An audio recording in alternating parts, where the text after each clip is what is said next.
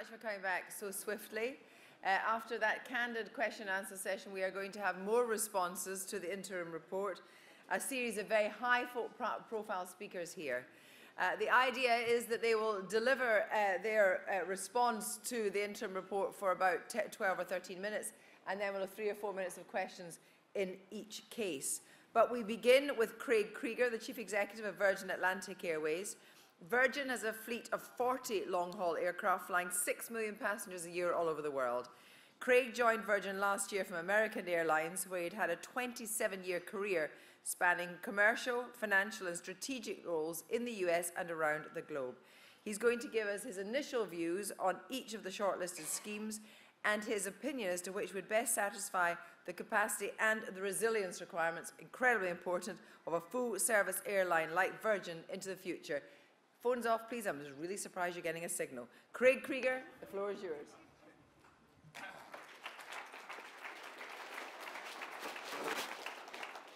Well, thank you very much, Kirsty, and it's quite a pleasure to be here, and thank you all for paying attention. It's really nice to be invited to come give the voice of a full-service carrier's view of airport capacity. And I'd like to start by saying how much I appreciate the role that the Commission has taken, and that I think the course that we have begun to hopefully finally reach some resolution to what has been a decades-long issue. I'm cautiously optimistic we can actually get to a resolution. I think there are really 2 key questions that the Commission has been addressing and that we're all sort of being asked to opine on. And one is the need for additional capacity, and the second is where should it be?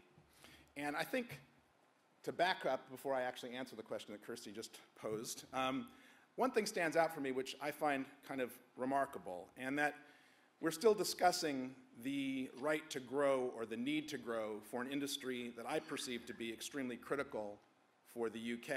And I wonder whether the automotive industry or the hospitality sector or the financial service sector would ever face the same questions about the value of growth for their industries.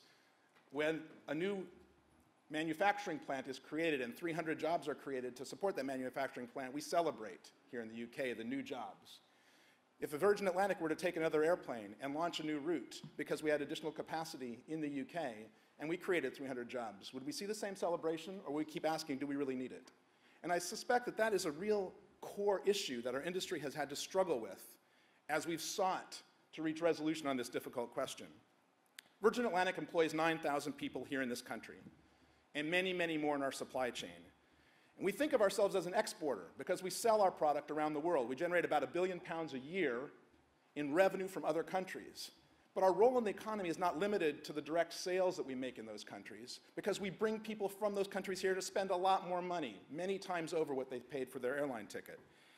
And each new aircraft we order, such as our Boeing 787s, which will be coming in September, which have homegrown Rolls-Royce engines on them and will enter our fleet as a big portion of our fleet over time, represent multi-million-pound investments in the UK economy and creates a flying factory to generate income for this country.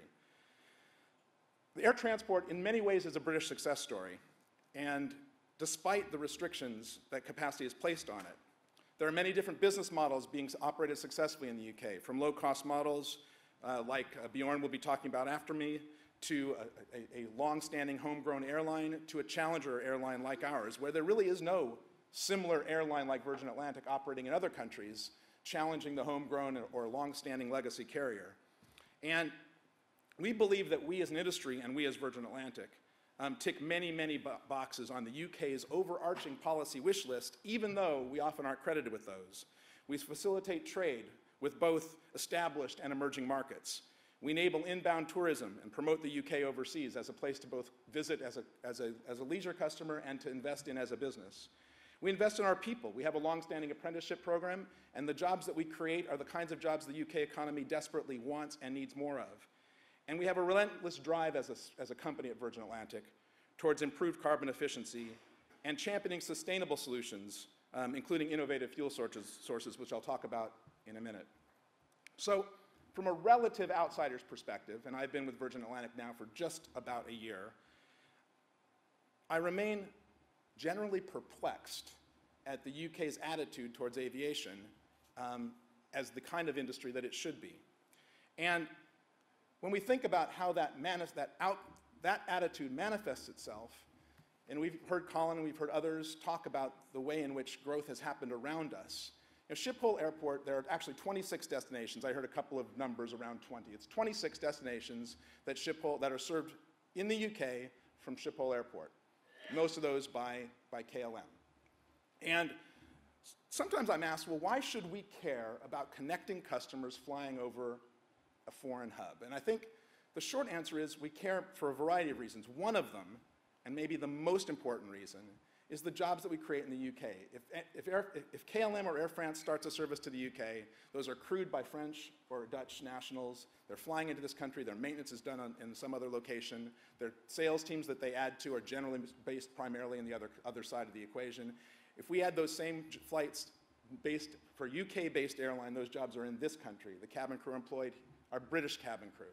And I think it's a point of view that I find I have to defend when we talk about hubs and we talk about effectiveness of aviation policy in generating growth here in the UK. And I don't think other countries around the world are having this debate. While we're debating, do we need to grow and where should the runway be, our competitor countries are laying concrete and our competitor airlines are launching new routes. And that, to me, is something that we have to obviously get on with changing. We should, like the Netherlands, like the Gulf, even like the USA, see aviation as a driver of economic growth rather than an ancillary part of the economy. Now, we recognize that this growth cannot come at any cost and that there's a great balancing act among the public interest associated with things like environmental impact and noise associated with growth. And we've taken an initiative at Virgin Atlantic to publish our own noise strategy. And we published that document at the end of last year, and I'd encourage any of you who are interested in seeing our plans in this area, but some of the to look on our website and you can access that, but some of the bottom line numbers is based on the aircraft that we've already made decisions to acquire and the things that we can do as an airline to become more noise efficient. We anticipate and have committed to a 75% reduction in our own noise footprint over the next 8 years. And furthermore, we've developed a game plan to improve our communication on noise, to report publicly how we're doing, and continue to find the most modern operational techniques, some of which I think Jacques spent some time talking about prior to me, to reduce the noise impact of our fleet. We've also not forgotten about carbon dioxide. We've been proponents from a long time for a robust global climate change framework for our sector as the most environmentally effective and economically efficient means of tackling CO2 emissions, and we'd like to see that continue. We've committed to a 30% improvement in our own emissions between 2007 and 2020, and we've championed truly sustainable alternative fuels. And we're working with a company called LanzaTech, who is working very hard to create a capability for generating aviation fuel from waste emissions from steel manufacturing. And we anticipate that that's something that will come online within at least on a test basis within the next year or two. We continue to look for other ways, working with our colleagues in the Sustainable Aviation Group, to recognize the impact our sector has on the environment and to do what we can to make that as little as possible. We'll continue to focus on all these things while we talk about runways and when we talk about capacity, and we look forward to presenting our detailed views on the shortlisted options to the Airport Commission in due course. It is certainly for other experts to offer their views on the operational feasibility of some of the specific runway options, but I think we have certainly some very definitive views of our own about what's best for the UK. Gatwick is a very important airport for Virgin Atlantic. We began flying to Gatwick 30 years ago, the very beginning of this company's history. We still fly to a number of destinations from Gatwick, mostly our leisure passengers, which we take to the Caribbean, to Florida, to Las Vegas, and to Mexico. But when the opportunity arose for Virgin Atlantic to begin flying from the hub airport in the UK, we began moving flight by flight our flights to be where more of our customers wanted it to be, and that was from Heathrow. And the access to connecting customers, to add business customers to our leisure mix, and to add capability to connect to some of the regions, if not from our own airline, from others, has made that a very good decision. We've grown steadily at Heathrow over the last 20 years, at the rate of about 1 slot pair per year over the last decade in particular. If it had been feasible for us to create this network at another airport, both financially and logistically, I can assure you that that is exactly the course my predecessors would have taken. Last year, we were delighted to launch our new domestic service, Little Red, which enables access to our long-haul network, long-haul destinations for passengers originating in Scotland and the Northwest, and of course, to bring customers to Scotland from the rest of the places that we serve. It's no secret, also, that one of the main things that attracted our new shareholders and joint venture partners, Delta, to our company was our presence at the UK's hub. But that hub has been capacity constrained for decades. And while I'm often asked, what is the benefit of a hub? Why do we care about connecting customers? I think it's important to recognize that, I point out Amsterdam a lot because I think the Netherlands has managed to make a really impressive economic engine out of a relatively small economy by virtue of pouring runways and creating demand for its services by creating greater and greater connectivity. The result of which is that most of the same cities that are served by London are served by Amsterdam, despite the fact that that city is probably 1/5, 1/8, I don't know what the number is, a lot smaller. And the point about all this is when we talk about connectivity, creating more opportunities to fly from London to more places, we say, well, Amsterdam doesn't fly to any more places than London does. But because of the size of London, we should be flying to a lot of smaller cities nonstop. Both us, British Airways, and potentially carriers that could connect to our services as partners, could add services to new destinations. So we shouldn't be talking about whether or not adding a connectivity at Heathrow will create more Beijing services. The answer is it'll create Chengdu services. It will create services to destinations that we don't currently fly, and because London is the largest economy, largest business economy in the world, maybe up there with New York, the opportunity to fly to more destinations is a big one. Now, I know that Sir Howard and his team have a challenging job ahead of them, but I'd like to outline what I would consider to be the keys to success for the UK to have a successful outcome, not necessarily for Virgin Atlantic. And that is, one, it does need to balance the environmental impact with the economic value of aviation, although historically I think we've underestimated severely the latter. That will benefit the UK as a whole, enhancing connectivity with the regions. That will be based on a sound business case and not on what is politically most expedient. And above all, it obviously needs to be a solution that can gain cross-party support, as well as the support for those who are ultimately going to pay for it, our customers. Now, for me, this is pretty clear. The UK has a stark choice between growing its hub, Heathrow, closing Heathrow and creating a new hub, or doing nothing, or failing to develop a single competitive hub airport and allow the economic benefits associated with a flourishing aviation industry to continue to be reaped by some of the countries who compete with us. This year, Virgin Atlantic turns 30. The aviation market has changed immeasurably in those 30 years. Many of it, actually, those changes driven, in fact, by Virgin Atlantic. But one thing remains the same here in this country, and that's the capacity of our hubs. Let's hope that Virgin Atlantic's CEO, who steps up here in 2044, won't have to actually make the same arguments. I don't think the country can afford it. Thank you very much.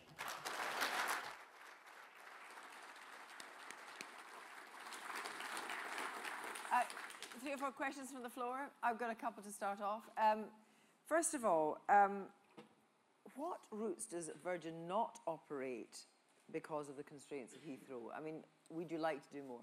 Well, the answer is there isn't a simple answer to that question because both our fleet and our network have been designed and built in recognition of the capacity that is currently out there. So you're self-limiting? I think to some extent we are. I think there are a number of routes that could be economically possible with the right airplanes, and we begin taking economically efficient 787s later this year to places like Latin America or additional services into Asia, or frankly, some additional growth to the US remains possible.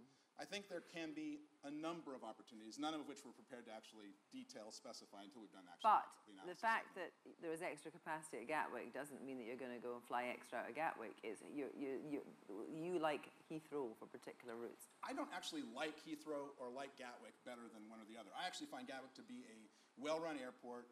I find the connectivity to Gatwick using the train extremely easy and convenient.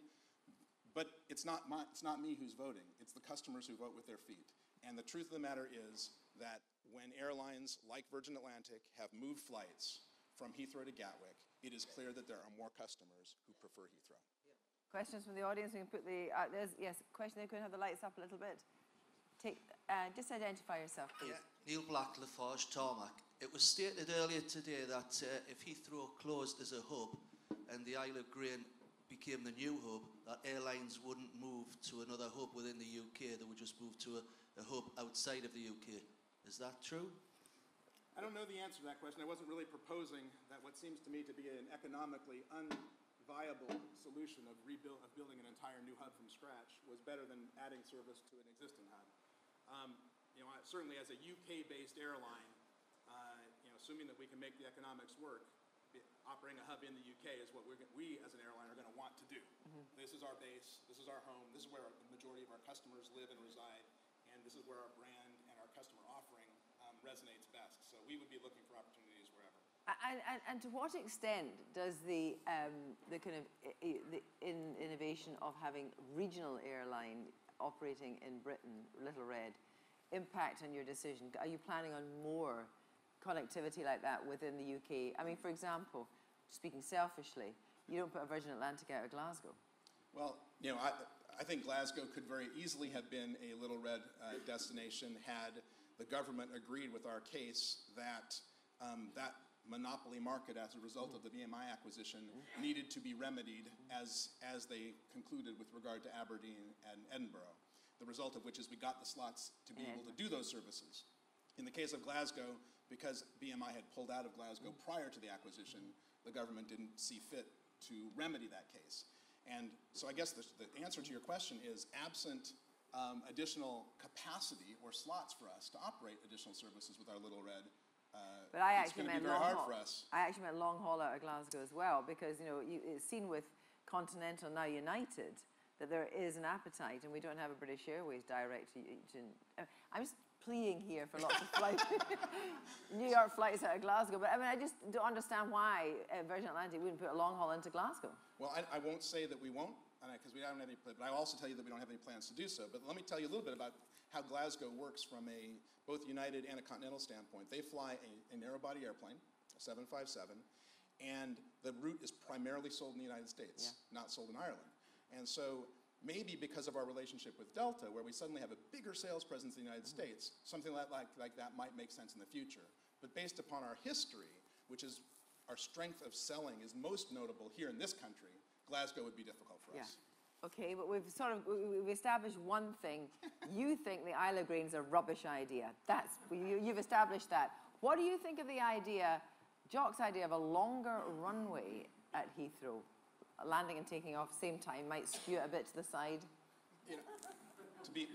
I actually don't have a view one way or the other as to the feasibility of any of that, and I think that I'm totally amenable to hearing how that would work, and if that would work as well as a runway someplace else, I don't have a strong view as to what the right answer is. Questioner, right in the middle. Can we have the microphone to the middle, please? Thank you. Darren Kaplan, Airport Operators Association, Trade Association for UK Airports. So Howard Davis says in his Airport Commission report that there's no connectivity problem today, but there will be one in the future. Would you agree with that assessment? I'm not sure what that means. Can you explain what you think that means? I'm not sure what that means. I'm not totally sure what it means either. Let that be on the record. Well, most people work on the premise that there is a connectivity issue. There's a problem with capacity in UK airports, and that's why we're going through this process. But the premise is that the problem is now, and that we need to have a solution that is ready to go in 10, 15, 20 years' time. The Commission report says there's not a problem now. The problem will be in 20, 30 years' time. I think the problem is now. Right. In fact, began probably 20 years ago. Craig Keenan, thank you very much indeed. Thank you.